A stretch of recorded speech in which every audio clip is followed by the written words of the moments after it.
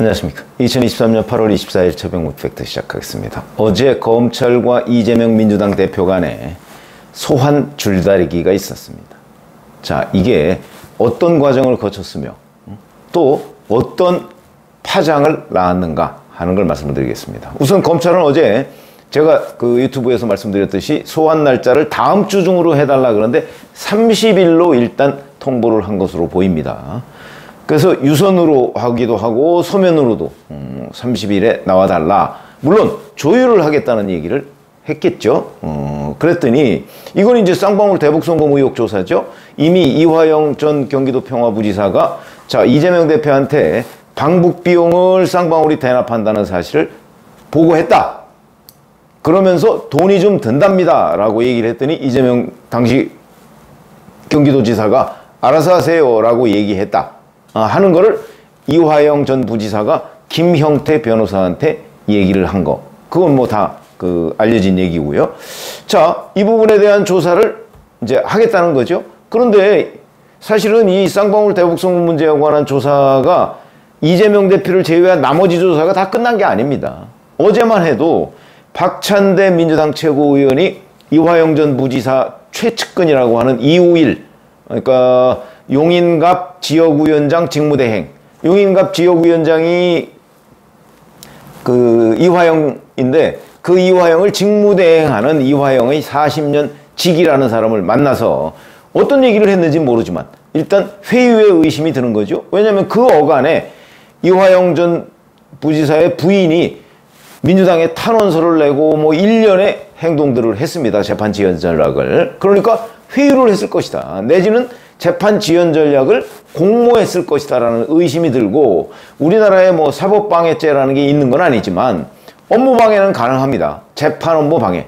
뭐 아마 이런 부분을 이제 어제 이우일 씨를 불러서 조사를 한 것으로 보이고요. 자, 그렇게 되면 아직도 조사할 것이 좀 남아 있습니다. 더군다나 경우에 따라서는 이화영 전 부지사의 부인도 불러서 조사할 수가 있습니다. 그런 것들을 다 조사하고 나서 이재명 대표를 부르는 게 원칙이죠. 그런데 이재명 대표는 이런 검찰의 소환 통보가 있자마자 바로 박성준 대변인을 통해서 아니다 내일 나가겠다 이렇게 통보를 해버렸습니다. 그랬더니 검찰이 그건 곤란하다 이렇게 얘기를 해서 어젯밤에 박성준 대변인이 브리핑을 추가로 했는데 이런 내용입니다. 24일 소환 조사를 받겠다는 입장을 검찰이 거부했다. 검찰이 기어이 회기 중에 영장을 청구하겠다는 마술을 드러낸 것이다. 이제 와서 조사 준비가 안 돼 내일 24일이죠. 조사는 불가능하다고 한다. 검찰은 정치적 고려 없이 결정하라. 조사 일정은 최대한 빠른 시일 내 이루어지도록 조율할 것이다. 그래서 이제 오늘은 이제 검찰 출두 쇼를 하지 않겠다. 뭐 이런 거를 밝혔는데 글쎄요. 만약에 이재명 대표가 오늘 이 수원지검입니다. 검찰 출두 쇼를 했더라면 검찰은 더욱더 난감한 입장에 처했을 가능성이 높습니다. 어차피 이재명 대표는 이건 법률적인 다툼이 아니고 정치적 투쟁을 하고 있는 거거든요. 정치적 투쟁은 일반 국민들을 상대로 투쟁하고 있는 겁니다. 보여주기식. 나는 이렇게 열심히 검찰 조사를 받으려고 성실하게 받으려고 노력하고 있는데 검찰이 정치적으로 자꾸 이런저런 꼼수를 부린다. 이걸 국민들 앞에 보여주고 싶어 하는 거거든요. 저는 어제 이 장면이 그런 이재명 대표의 꼼수 작전에 검찰이 약간 말려든 측면이 있다. 이렇게 생각을 합니다. 무슨 얘기냐면 검찰이 이재명 대표를 8월 말이나 뭐 빠르면 8월 말 아니면 9월에 부를 것이다. 부를 것이라는 전망은 8월 말이 훨씬 높았고 영장을 청구할 것이라는 거는 빠르면 8월 말 뭐 그렇지 않으면 9월 초중순 뭐 이렇게 나오는 게 일반적인 얘기였고 언론에 다 그렇게 보도가 됐습니다. 그러니까 아마 이재명 대표도 그렇게 알았을 겁니다. 그런데도 이재명 대표와 어제 박광한 원내대표가 계속해서 얘기했던 부분이 바로 회기 중 영장 청구를 하지 말고 우리가 이번 주에 회기를 마칠 테니까 다음 주에 영장 청구를 해라. 이걸 계속 주장했던 것이죠.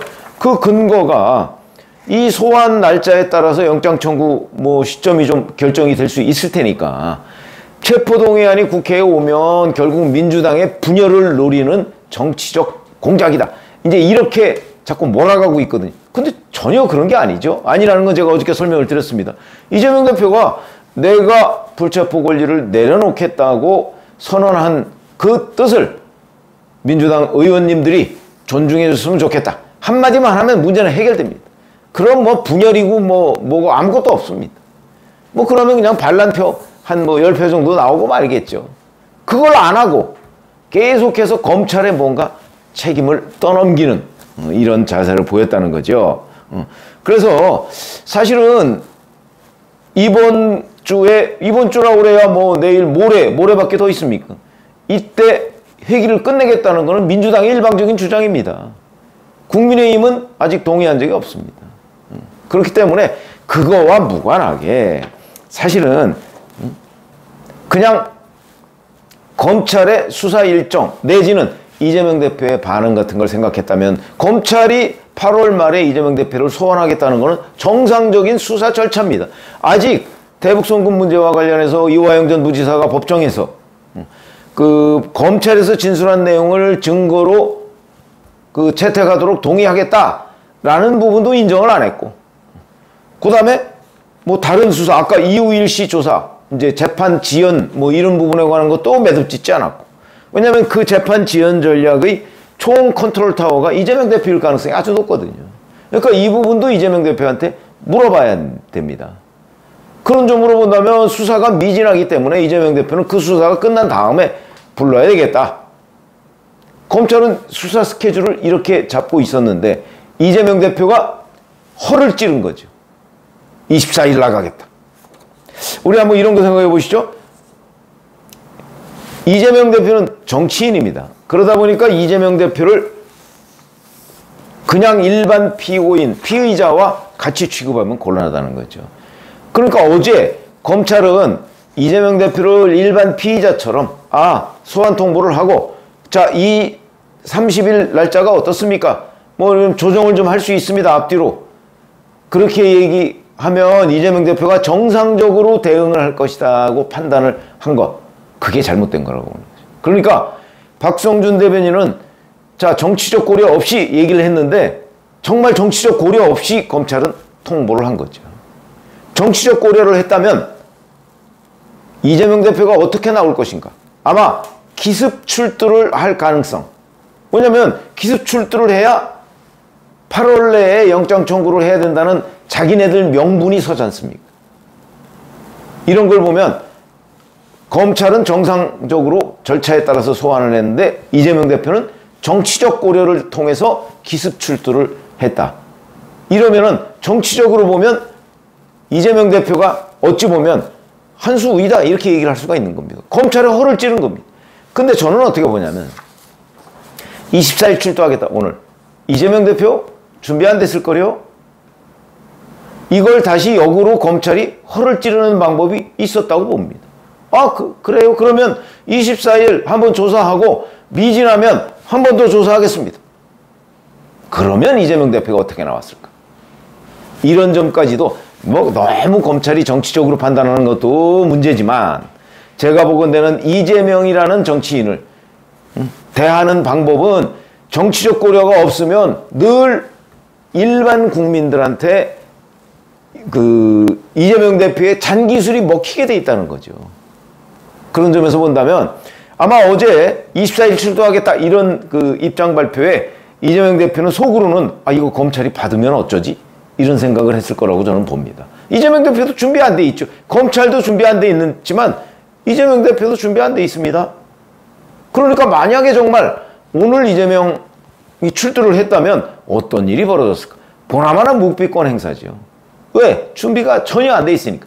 물론 준비가 돼 있더라도 미리 뭘 또 준비해 가서 뭐 여기에 가름하겠다 뭐 이렇게 하겠지만 기본적으로 준비가 안 돼 있기 때문에 아마 검찰이 24일 출두를 응했으면 당황한 쪽은 오히려 이재명 대표 쪽이었을 것이다. 이렇게 생각을 합니다. 이재명 대표는 얼마나 속으로는 했겠죠? 이거 검찰이 받았으면 큰일 날 뻔했는데. 이렇게 되는 겁니다. 그래서 저는 이런 쪽으로 지금 이 사태를 보고 있는 거죠.